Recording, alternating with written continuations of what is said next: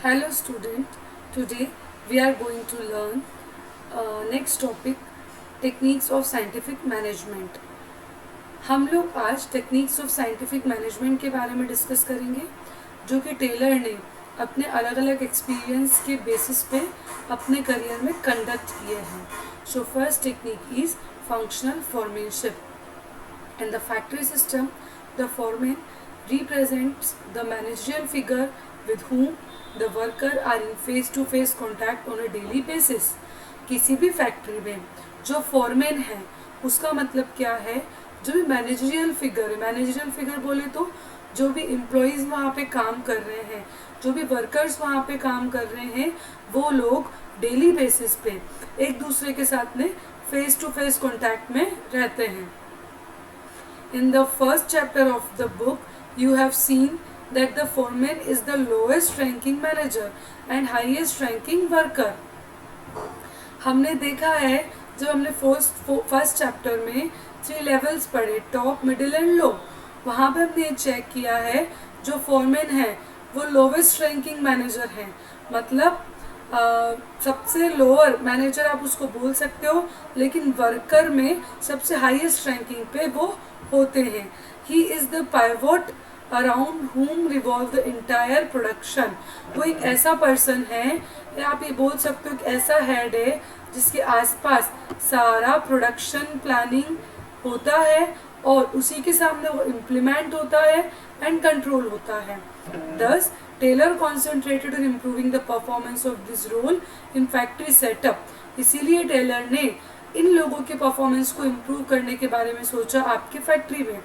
In fact he identified a list of qualities of a good foreman and found that no single person could fit them all. उन्होंने क्या किया, ये identify किया कि एक अच्छे फॉरमैन या एक अच्छे सुपरवाइजर की क्वालिटी क्या क्या है, उसकी लिस्ट बनाई और ये पाया कि ये सारी क्वालिटीज एक ही पर्सन में तो नहीं हो सकती है. This prompted him to suggest functional foremanship through 8 person. और इसके थ्रू उनको ऐसा लगा कि हमको फंक्शनल फॉर्मेनशिप पूरे 8 लोगों के थ्रू बनानी चाहिए. Taylor advocated separation of planning and execution function. Taylor ने ऐसा बोला है कि हमको प्लानिंग फंक्शन को और अप्लाई करने या इम्प्लीमेंटेशन या एग्जीक्यूशन फंक्शन को सेपरेट कर देना होगा. This concept was extended to lowest level of the shop floor.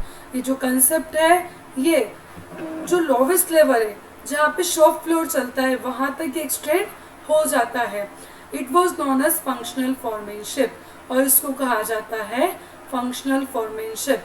Under the factory manager there was a planning in charge and a production in charge. Factory manager के under में 2 in charge होते हैं, एक तो प्लानिंग इंचार्ज और दूसरा production in charge. Under planning in charge 4 personnel, namely instructions card clerk, route clerk, time and cost clerk and a disciplinarian worked. Planning in charge में 4 personal आते हैं जिनको हम बोलते हैं इंस्ट्रक्शन कार्ड क्लर्क, इसके बारे में अभी डिटेल में पढ़ेंगे. Route clerk, time and cost clerk and a disciplinarian, ये सब वहाँ पे काम करते हैं. द 4 पर्सनल वो draft instruction for the worker. ये जो 4 पर्सनल है ये वर्कर के लिए इंस्ट्रक्शंस बनाते हैं, उनको स्पेसिफाई करते हैं कि किस तरीके से काम करना है, प्रिपेयर करते हैं कितना टाइम लगेगा, हमारा कॉस्ट शीट क्या होगा, कितना पैसा लगना चाहिए और कितना वेस्टेज हो रहा है उसको रोकना चाहिए. Under production in charge personnel who would work were speed boss, gang boss, repair boss and inspector. Production in charge के अंडर में 4 लोग होते हैं, एक तो गैंग बॉस, एक स्पीड बॉस, एक रिपेयर बॉस और 4th inspector. This respectively were responsible for timely and accurate completion of job. ये सब क्या है, आपकी जॉब को टाइम पे प्लस एक्यूरेटली कंप्लीट करने में आपकी हेल्प करते हैं, उसके लिए रिस्पॉन्सिबल होते हैं. ये आपकी मशीन्स को, टूल्स को, सबको प्रॉपर चेकअप करते हैं. ये आपके वर्क के अकॉर्डिंग हर एक चीज़ को, चाहे वो आपके वर्कर हो, चाहे आपकी वर्किंग कंडीशंस हो मशीन की, चाहे वो टूल्स हो, चाहे आपका वर्किंग क्वालिटी हो, इन सबको प्रिपेयर रखते हैं. Functional foremanship is an extension of principle of division of work. Functional foremanship को आप बोल सकते हो कि एक डिवीजन ऑफ वर्क वाला प्रिंसिपल है, उसका एक बड़ा फॉर्म है, ये आगे हम पढ़ेंगे। And specialisation to shop floor, और शॉप फ्लोर पे स्पेशलाइजेशन है। स्पेशलाइजेशन का मतलब क्या होता है, जब हम लोग कंटिन्यूसली एक ही काम करते हैं तो उस काम में हम क्या हो जाते हैं, स्पेशलाइज्ड हो जाते हैं, तो उसको क्या बोलते हैं, specialisation. Each worker has take order from these 8 form. अच्छा हम पिक्चर देखते हैं, यहाँ पे क्या है, फैक्ट्री मैनेजर है, इसके अंडर में 2 इंचार्ज है, planning in charge and production in charge. Planning in charge में 4 हैं, instruction card clerk, route clerk, time and cost clerk, disciplinarian. Production in charge में भी 4 है, speed boss, game boss, repairs boss, inspector. और इन 8 के अंडर में कौन काम कर रहा है, वर्कमैन। जो हमारे वर्कर्स हैं वो इन 8 से ऑर्डर ले सकते हैं, चाहे वो प्रोडक्शन से रिलेटेड फंक्शन हो या कोई और रिलेटेड प्रोसेस हो। Foreman should have intelligence, education, tact, great judgment, special knowledge, manual, dexterity and energy। जो हमारे फॉरमैन हैं इनके पास सब कुछ होता है, इंटेलिजेंस होता है, एजुकेशन होता है, टेक्निकलिटीज़ होती है, जजमेंटल पावर होती है, स्पेशल नॉलेज होता है, ठीक है, एनर्जी होती है, ऑनेस्टी होती है, अच्छी खासी हेल्थ होती है। Since all this qualities could not found in a single person, ये सारी क्वालिटीज एक सिंगल पर्सन में नहीं हम पा सकते हैं, इसीलिए टेलर ने 8 स्पेशलिस्ट को असाइन करने के बारे में सोचा है, जिससे कि हमको सभी की क्वालिटीज मिल जाएगी।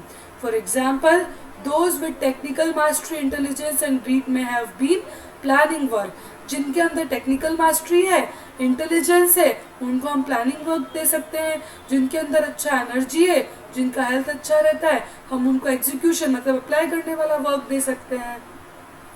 तो हम लोग इसी तरीके से हमारे वर्क को इन 8 डिपार्टमेंट्स में डिवाइड कर सकते हैं, 8 हेड के अंदर डिवाइड कर सकते हैं। समझ में आ गया सभी को?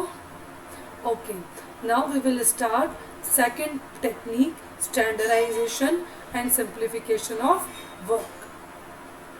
Taylor was an ardent supporter of standardization. जो टेलर है वह स्टैंडर्डाइजेशन का एक अच्छा खासा सपोर्टर है। According to him, scientific method should be used to analyze method of production. उसके अकॉर्डिंग जो साइंटिफिक मेथड है आप उसको मेथड ऑफ प्रोडक्शन के अकॉर्डिंग यूज़ करो, रूल ऑफ थंब को साथ में रखते हुए। The best practices can be kept and further refined to develop a standard which should be followed throughout the organization। जो हम लोग प्रैक्टिस करते हैं हमको उनको क्या करना पड़ेगा, डेवलप करना पड़ेगा हमारे स्टैंडर्ड के अकॉर्डिंग, जिसको हम प्रॉपरली फॉलो करें। स्टैंडर्ड बोले तो आप टारगेट बोल सकते हो, आपके प्रोडक्ट का क्वालिटी बोल सकते हो, कंप्लीशन टाइम बोल सकते हो। Standard means what will be the quality of your product, okay, how will you select the tools, equipments and all the things, okay? So you will say standardization of output is possible if standard is maintained by keeping in mind the quality of standard। standardization का मतलब होता है कि हम हमारे products की quality तभी maximise कर सकते हैं जब हम लोग हमारे माइंड में हमारे प्रोडक्ट्स की क्वालिटी को रखते हैं। स्टैंडर्डाइजेशन का मतलब सिर्फ क्वालिटी ही नहीं है, स्टैंडर्डाइजेशन का मतलब होता है आपके प्रोडक्ट का साइज़ क्या है, टाइप क्या है, कितना वेट होगा, किस तरीके का क्वालिटी होगा। According to Taylor, scientific method of production must be selected to develop standard. Taylor के अकॉर्डिंग साइंटिफिक मेथड जो है वो आपके स्टैंडर्ड को डेवलप करता है, सिलेक्ट करने में आपकी हेल्प करता है। एक मैनेजर को अगर स्टैंडर्ड सेट करना है तो उसको वर्क स्टडी टेक्निक को यूज़ करना पड़ेगा।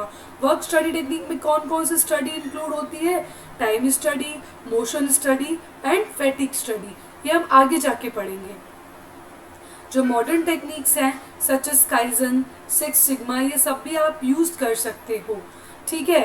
तो स्टैंडर्डाइजेशन का ऑब्जेक्टिव क्या है, जो लाइन ऑफ प्रोडक्ट हम प्रोड्यूस कर रहे हैं, फॉर एग्जाम्पल हम 10 तरीके के प्रोडक्ट प्रोड्यूस कर रहे हैं तो हम उसको थोड़ा कम कर सकते हैं। क्यों? क्योंकि हमको अच्छे क्वालिटी के प्रोडक्ट देने जो मार्केट में ज़्यादा से ज़्यादा सेल हो। एक फिक्स टाइप होना चाहिए, फिक्स साइज होना चाहिए और फिक्स कैरेक्टरिस्टिक्स होना चाहिए। इंटरचेंजेबिलिटी के अकॉर्डिंग हमको क्या करना होगा, हमारे मैन्युफैक्चर्ड पार्ट्स में हमारे डिपार्टमेंट्स और ब्रांचेस के बीच में प्रोडक्ट्स के अकॉर्डिंग इन सारी चीज़ों को इंटरचेंज करना होगा। हमारा मेन पॉइंट क्या है कि हमको क्वालिटी मेंटेन करके रखना होगा। नाउ सिंप्लीफिकेशन का मतलब क्या है? सिंप्लीफिकेशन मतलब elimination of unnecessary diversity of product. Simplification का मतलब है जो अननेसेसरी डाइवर्सिफिकेशन हम कर रहे हैं प्रोडक्ट्स का वो हम बंद कर दें। मतलब अगर हम लोग 20 वैरायटी बना रहे हैं तो हम एक ही वैरायटी बनाएं। सुपरफ्लुअस वैरायटीज मतलब बहुत ज़्यादा वैरायटीज हमारे पास में हैं, साइजेस हैं, है ना, डायमेंशंस हैं, तो उनको हम कम कर दें। हम नई वैरायटी को कम करें और उस पर फोकस करें जो सबसे ज़्यादा मार्केट में सेल हो रही है। सिंप्लीफाई करना। Okay, simplification aims at eliminating unnecessary diversity of product. Simplification का मतलब ही होता है जो अननेसेसरी डाइवर्सिटी हो रही है प्रोडक्ट्स की उसको कम कर देना या एलिमिनेट ही कर देना। इससे क्या होगा, हम लोग लेबर की कॉस्ट में, मशीन की कॉस्ट में और टूल की कॉस्ट में सेविंग कर सकते हैं। ये आपकी स्टॉक को रिड्यूस कर देगा। इन्वेंट्रीज मीन्स क्या होता है? स्टॉक। आपके इक्विपमेंट्स को फुली यूटिलाइज करेगा और आपका टर्नओवर बढ़ा देगा। Most large companies like Nokia, Toyota and Microsoft have successfully implemented standardization and simplification। जो हमारी बड़ी बड़ी कंपनीज है लाइक नोकिया, टोयोटा, माइक्रोसॉफ्ट, ये सब सक्सेसफुली इस वाली टेक्निक को अप्लाई कर रही है, स्टैंडर्डाइजेशन एंड सिंप्लीफिकेशन को। This is evident from the large share in the respective market. ये सबूत है, आप उनके मार्केट में देख सकते हो, जितनी कम वैरायटी वो रखते हैं उतना ही ज़्यादा उनका प्रोडक्ट सेल होता है। So remaining techniques we will learn in the next video. So it's enough for this video. Thank you so much.